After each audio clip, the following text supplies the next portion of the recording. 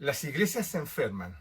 Ese es el tema en el cual vamos a trabajar este día. Y lo hacemos dentro de un contexto que hemos llamado la iglesia que viene. Nos estamos preparando nuestro corazón, nuestro espíritu delante del Señor justamente para enfrentar el tiempo de una iglesia que queremos desarrollar en conjunto, de tal manera que sea la imagen lo más precisa posible de lo que el Señor había preparado para ella. El Señor es el creador de la iglesia y el Señor tiene propósitos para ella, y la palabra del Señor nos dice claramente cuál es ese propósito que Dios tiene justamente para esta agencia del reino de Dios, que Dios ha creado justamente para que su evangelio sea llevado hasta lo último de la tierra. Y la iglesia somos personas, tú y yo, ¿cierto? Que tenemos este encargo divino de llevar adelante justamente las buenas nuevas de salvación. Hoy día quiero hablar con ustedes sobre una temática, y he denominado a este mensaje una iglesia que procura su salud.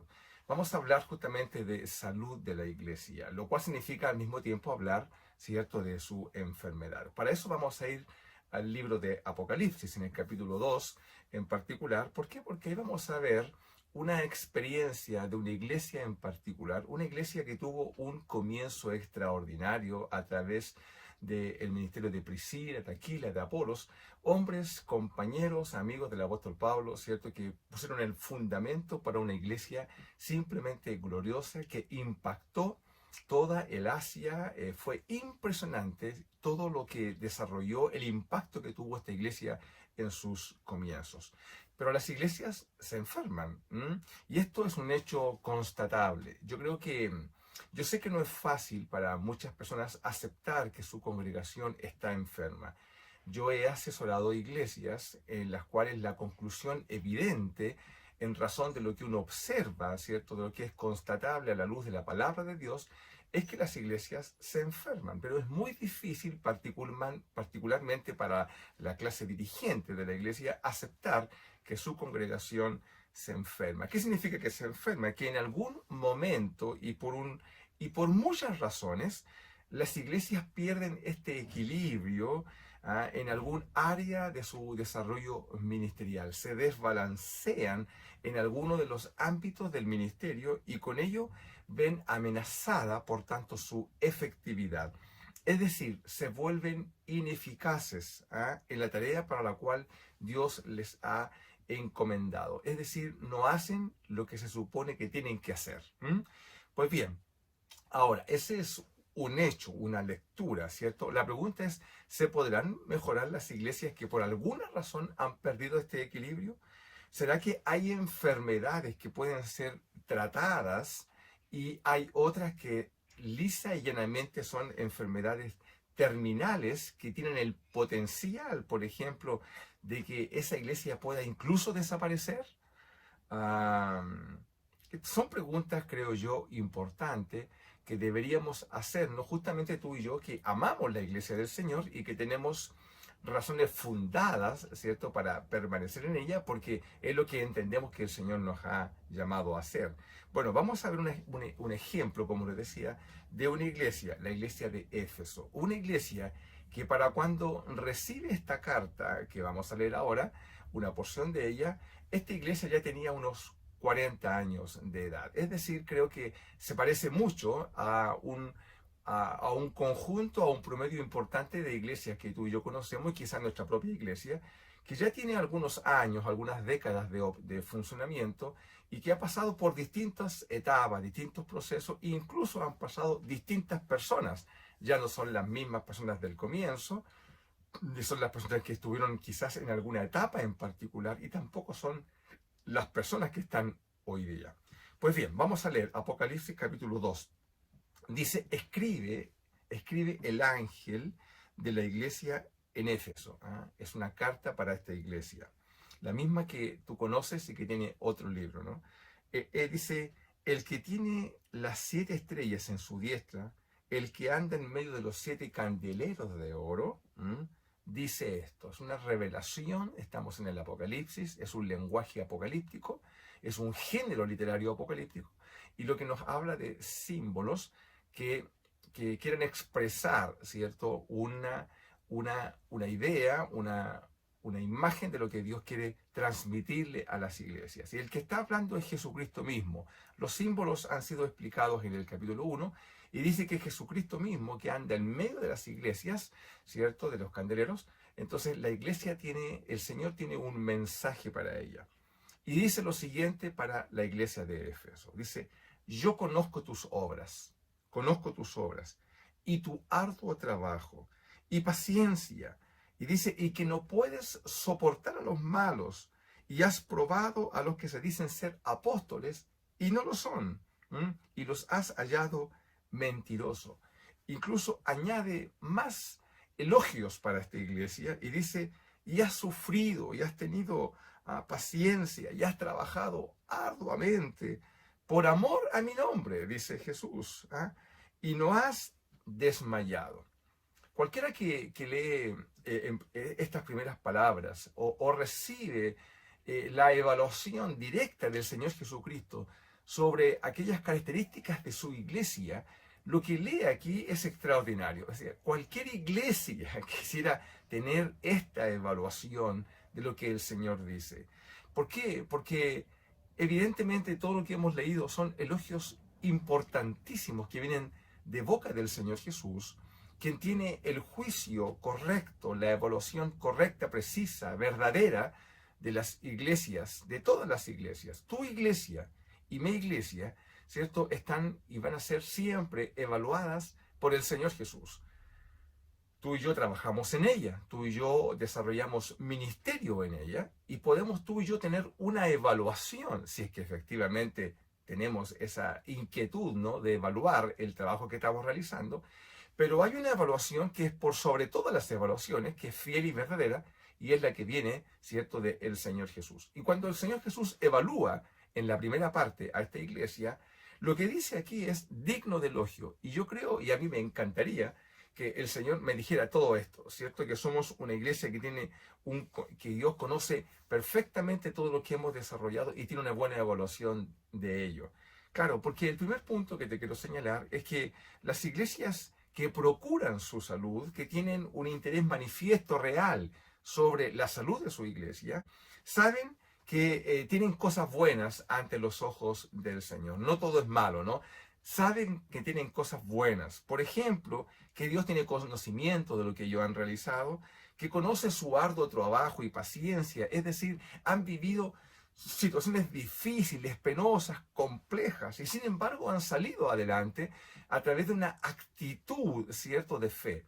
Si tú vas al libro de los Hechos, vas a poder constatar cómo fue que nació esta iglesia dentro de un tumultuoso y complejo escenario en Éfeso, una ciudad idólatra, una ciudad cosmopolita, una ciudad tremendamente compleja para el evangelio, no tiene ninguna diferencia respecto a lo que vemos hoy en día, y sin embargo en el seno de ese lugar se estableció una iglesia no sin problemas, pero el Señor dice, yo conozco tu arduo trabajo, sé que has trabajado, has tenido paciencia, es decir, has tenido en situaciones difíciles y complejas, ¿cierto? Has sabido salir adelante. Dicen, no soportas a los malos. Claro, estas iglesias dicen que poseían un elevado estándar de la conducta.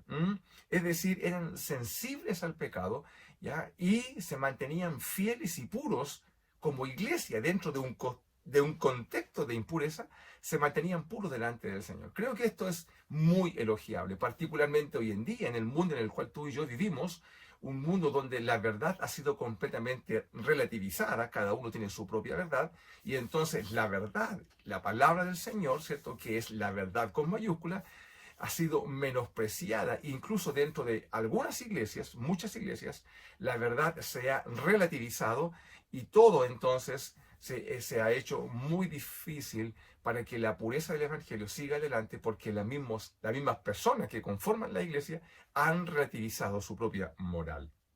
Bueno, dice que han probado, esta iglesia ha probado a los que dicen ser apóstoles, ¿ya? Y no lo son. Es decir, es una iglesia con discernimiento espiritual. He hablado de esto en otra oportunidad y creo que es tan importante que las iglesias tengan discernimiento respecto de aquellas cosas que suceden en ellas. Tienen una amplitud espiritual, tienen una imagen, una visión dada por el Señor para poder evaluar realmente quiénes son y quiénes no son verdaderos en la propia iglesia. El apóstol Pablo, tú bien sabes, tenía que estar permanentemente afirmando su apostolado, que era refutado en las iglesias, en muchas iglesias, por grupos que se autodenominaban apóstoles. Sin embargo, esta iglesia practicaba el discernimiento espiritual y tenían claro quiénes eran y quiénes no eran. Mira qué interesante, ¿no? Dice que además aborrece las obras de los nicolaitas. No tenemos claridad, según el estudio histórico, respecto de qué es lo que significaba este grupo en particular, pero sí sabemos, ¿cierto?, que eran personas que exageraban aparentemente la doctrina de la libertad cristiana. Es decir, practicaban un libertinaje, en una mal entendida gracia, y por tanto, ¿cierto?, se entendía renovado, restaurado, y pensaban que podían hacer lo que querían. Tan real. Pareciera que el Señor le está hablando a nuestra propia iglesia, ¿no? Nosotros somos una iglesia, o queremos ser una iglesia que tenga un discernimiento claro y que pueda separar lo correcto de lo bueno, ¿cierto? Y que pueda aún, además, pueda discernir quiénes son aquellos en la iglesia que viven un evangelio aguado, un evangelio, ¿cierto?, que ha entendido mal la gracia, ¿ya? Y desarrollan un ministerio que claramente no se condice con lo que dice la palabra del Señor. Yo quiero ser esta iglesia. Hasta aquí todo lo que hemos leído nos muestra una iglesia extraordinaria desde el punto de vista del discernimiento, del trabajo, de la paciencia, ¿cierto?, que han tenido, del celo del ministerio y de la doctrina, ¿cierto?, para seguir adelante. Dice además que ha sufrido, y claro, es una iglesia sufrida. Yo me pregunto por tu propia iglesia, la iglesia en que yo participo. Hemos sufrido, hemos tenido momentos difíciles en nuestra vida ministerial, momentos complejos que hemos tenido que enfrentar con mucho dolor, especialmente cuando la sombra, ¿cierto?, del partidismo, de las facciones, de las separaciones, han venido a golpear nuestra iglesia, y hemos tenido que enfrentar eso con mucho dolor, ¿ya?, y con mucho sufrimiento. ¿Ah? Dice el Señor: has trabajado arduamente por amor de mi nombre. Si tú nuevamente vas al libro de Hechos, donde constatas los primeros tiempos de esta iglesia, es impresionante todo lo que ocurrió allí, todo el trabajo. La Biblia dice que durante casi 3 años que duró el ministerio del apóstol Pablo, muchos milagros se hicieron en una ciudad entregada a la idolatría. Dice que las personas vinieron y entregaron sus fetiches, todas sus cosas que ellos, en las cuales habían puesto sus esperanzas, su fe. Hermano querido, Éfeso era una iglesia de origen extraordinario, que impactó todo el Asia. Imagínate, a través de la obra misionera, la extensión, esta iglesia no solamente impactó su entorno inmediato, sino que fue de bendición de manera extraordinaria para toda una región. Yo quiero ser una iglesia así, ¿no? Yo quiero, hasta aquí yo digo: Señor, esta es la iglesia en la cual yo anhelo participar, ¿cierto? Y entregar también todo lo que Dios me ha entregado para yo poder desarrollarlo en una iglesia como esta. Dice, dice, no has desmayado, no has desmayado, has permanecido fiel, ¿ya? Y yo digo: Señor, qué importante es la fidelidad. Muchas iglesias tienen comienzos hermosos, pero al poco andar, me refiero a las personas, no la estructura, no las paredes, me refiero a las personas, al poco andar van dejando su fuerza inicial y ya no son los mismos, no tienen la misma entrega, el mismo compromiso. Incluso algunos se van, ¿cierto?, liberando o demostrando a través de sus actos que su compromiso era simplemente algo básico. Pues bien, hasta aquí, todo esto me habla de una iglesia maravillosa. Yo quiero ser parte de esta iglesia. Pero las iglesias que procuran su salud espiritual, saben que tienen cosas buenas, pero también saben que tienen cosas que no son correctas, ¿sí? Y eso es importante, porque no podemos ser no podemos tener un alto concepto de nosotros tan alto que no podamos ver aquellas cosas que efectivamente no están bien en tu vida, en mi vida, y que requieren corrección. Por eso que es importante que las iglesias tengan y se muevan en un contexto de restauración permanente. De tal manera que todas las personas saben, los que están presentes ahí, saben que tienen cosas que corregir. Y eso es transversal. Desde el pastor o los pastores hasta todos los hermanos, aquí no hay nadie que pueda decir que está absolutamente y viviendo en la plenitud completa del Espíritu, porque eso es algo que vamos a vivir cuando ya seamos revestidos de un cuerpo nuevo y podamos abandonar este cuerpo de carne. Todo eso es promesa del Señor y por tanto tú y yo sabemos que estamos en proceso de restauración y como somos gente imperfecta, bueno, la iglesia en la cual participamos evidentemente también es una iglesia imperfecta. Y por tanto, si es imperfecta, las iglesias no solamente tienen cosas que pueden ser mejorables, sino que también tienen cosas que pueden haberla enfermado. Y aquí viene el juicio correcto. Mi propio testimonio es que nosotros como congregación descubrimos con mucho dolor y tuvimos que aceptar el hecho que estábamos enfermos. Enfermos porque la evaluación bíblica lo dice. No solamente no es algo que yo pueda constatar de manera empírica a través de la observación, sino que al contrastarlo con la palabra del Señor, lo que observamos es que estamos enfermos. Pues bien, el Señor se lo dice claramente en el versículo 4. Le dice, pero tengo algo contra ti. De todo lo lindo y hermoso que puedo evaluar de ti, tengo algo contra ti, iglesia de Éfeso. Aquí podríamos poner el nombre de nuestra propia iglesia. Pero tengo algo contra ti, iglesia tanto. Escucha bien. Dice, has dejado tu primer amor. Has dejado tu primer amor. Esto es doloroso. Has perdido la esencia de lo que significa ser iglesia. Has perdido lo que es constitutivo, lo que es propio, lo que es singular a una comunidad de fe. Has perdido tu primer amor. Has perdido aquello que te enamoró del Señor, y que se tradujo en una unidad entre hermanos. De tal manera que el ministerio de esta iglesia, ¿cierto? Su ortodoxia doctrinal, que ya hemos visto lo correcto, lo que es puro, lo que es buena doctrina, lo que podríamos llamar sana doctrina, lo que esta iglesia la caracteriza con discernimiento, de separar lo bueno de lo malo, de descubrir aquellos que dicen que son, pero que no son enviados por el Señor. Toda esta ortodoxia doctrinal se ha degenerado en una ortodoxia mecánica.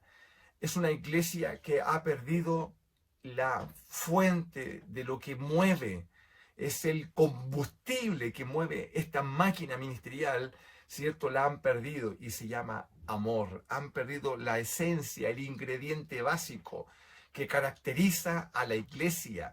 Podemos tener revelaciones de ángeles, podemos hablar lenguas angelicales, pero si no tenemos amor, dice la palabra del Señor, entonces no tenemos nada que entregarle al mundo, sino simplemente una idea mecánica, una idea no clara, una idea confusa respecto de lo que es el Evangelio, y las iglesias terminan siendo una máquina de ministerio que hace, quizás está muy bien aceitada, que hace el trabajo, que desarrolla lo que tiene que hacer, pero no tiene amor. Han perdido su primer amor. Se traduce en una apatía espiritual, en una indiferencia ante las necesidades sentidas, no solamente de las personas que conforman la iglesia, sino de aquello que mueve el corazón de Dios, que es justamente el mundo. Una iglesia que se encerró en sí misma, que se aisló de aquello que era tan pecaminoso y que lo es verdaderamente, pero que es el fruto, es el destino, a donde el Señor quiere que tú y yo vayamos con el Evangelio. ¿Y cómo vamos a ir con un Evangelio a un mundo que no amamos, ni tampoco podemos vivir la experiencia de la comunidad cristiana en una iglesia donde no hay amor. Esta palabra me impactó por muchos años. Al comienzo de mi pastorado, habían unas 2 o 3 personas en la iglesia que me lo repetían permanentemente y te confieso que me dolía profundamente. Era como una daga al corazón. Me dolía mucho cada vez que me decía, pastor, en la iglesia no hay amor. Y yo quería ver lo contrario. Como pastor, evidentemente, quería ver otra cosa. Quería ver lo que la Biblia dice, y yo mismo procuraba, ¿cierto?, cubrir esta falencia que yo decía que no estaba y que era una idea de 1, 2 o 3 personas. Sin embargo, al andar del ministerio, tú te vas dando cuenta que efectivamente hay señales que muestran apatía e indiferencia, y que el ministerio se transformó con los años en una máquina muy bien aceitada, como señalaba, está muy bien calibrada, todo se hace lo que hay que hacer, se tiene que hacer, hay una ortodoxia, es decir, hay una firmeza en lo que es la doctrina, pero se perdió el amor. Yo quiero decirte, amada, amado, que nunca nadie, desde que soy pastor, ha venido a preguntarme, en el encuentro, en la entrevista original, ha venido a preguntarme respecto de cuestiones doctrinales. Jamás. Si bien es fundamental el fundamento, ¿cierto?, bíblico, el fundamento teológico para una iglesia que sepa, como el apóstol Pablo decía, yo sé en quién he creído, que tiene certezas doctrinales, sabe en lo que ha creído, ¿ya?, y puede defenderlo como tal. Eso es tan fundamental, es tan importante. Pero la necesidad de las personas al comienzo tienen otras necesidades. No estoy minimizando esto, por favor. Yo soy un estudioso, es importante. Los libros aquí atrás y los que no se ven son parte justamente de lo que he preparado y me preparo permanentemente desde el punto de vista, cierto, teológico. Pero la necesidad de las personas viene a través de otras situaciones. Por supuesto, se resuelven, se atienden desde el punto de vista bíblico y se responden a través, ¿cierto?, de la teología. Y eso es muy importante. Pero si no hay amor, todo esto que ves aquí, todo esto que está acá, no tiene sentido. Porque el ministerio tiene rostro de persona. El ministerio se traduce en trabajar para las personas, que son, ¿cierto?, a donde está dirigido justamente el amor de Dios, porque de tal manera amó Dios al mundo, bueno, que al mundo, a ese mundo que nos aborrece, pero al cual tenemos que amar porque Dios ama. Y a ese mundo, por supuesto, esta iglesia perdió la esencia de lo que la movía o que mueve el corazón de Dios. ¿Sabe lo que se llama esto? Esto es un cáncer en la iglesia. Cuando esto se introduce, se comienza a reproducir como células enfermas y comienza a reproducirse una construcción de falta de amor en la iglesia, se enceguece el ministerio, la iglesia se mira a sí misma y termina siendo un club de gente buena, de gente preocupada, pero de gente apática ante las necesidades y principalmente de una familia que la conforma, que más bien forman parte de ella por tradición, porque quizás es lo que solamente podría ser un fin de semana, pero no hay esencia de amor en ella. Y esto es algo que al Señor no le gusta. Tengo algo contra ti, iglesia de Éfeso. Has perdido tu primer amor. Las iglesias que procuran su salud espiritual saben que tienen cosas buenas delante de Dios, según la evaluación de Dios. Saben además que tienen cosas que no agradan a Dios, como la que acabo de señalar. Y también saben que tienen que hacer algo para remediarlo. No podemos quedarnos solamente en la evaluación negativa y lamentarnos, sino que algo tenemos que hacer. Y el versículo 5 nos dice, en la primera parte, recuerda por tanto de dónde has caído y arrepiéntete y haz las primeras obras.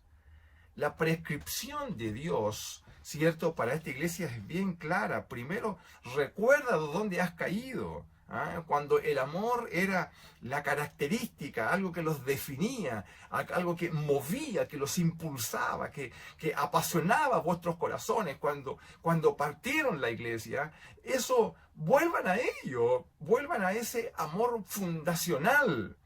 Hace algunos días, uno de ustedes me entregó información, ¿cierto?, respecto del origen de la iglesia. Yo tomé nota de ello y fui leyendo, llegó, ¿cierto?, a mano alzada. Fue precioso leer todo eso. Y yo decía, Señor, qué lindo, son los comienzos. ¿Ah? Una iglesia que nace en casa de hermanos, donde se constata, se lee en las páginas de este manuscrito, amor por la obra de Dios, pero amor también entre las personas para levantar una iglesia del Señor allí en ese precioso lugar. Bueno, recuerda eso.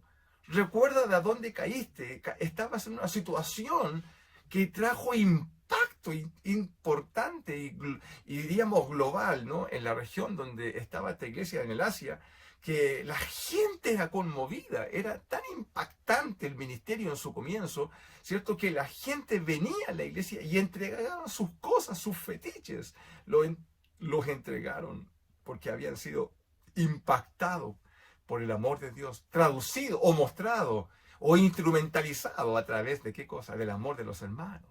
Qué precioso. Recuerda eso, iglesia. Así fue como te conocieron, así fue como naciste. ¿Por qué caíste de ahí?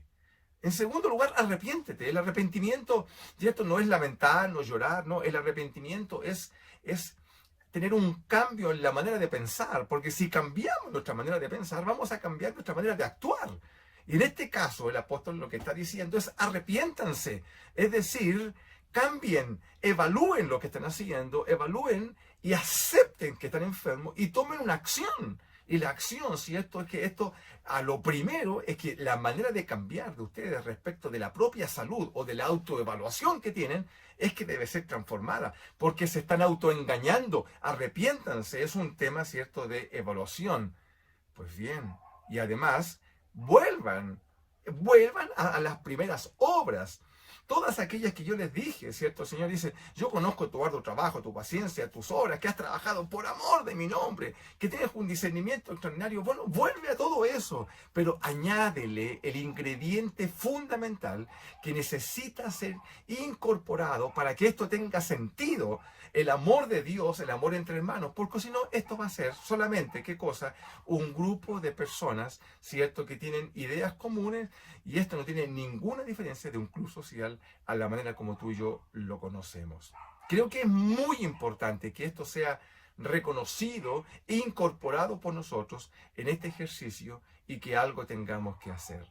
Las iglesias que procuran su salud, entonces saben que tienen cosas buenas según la evaluación de Dios, saben que tienen cosas que no agradan a Dios y además saben que tienen que hacer algo para remediarlo.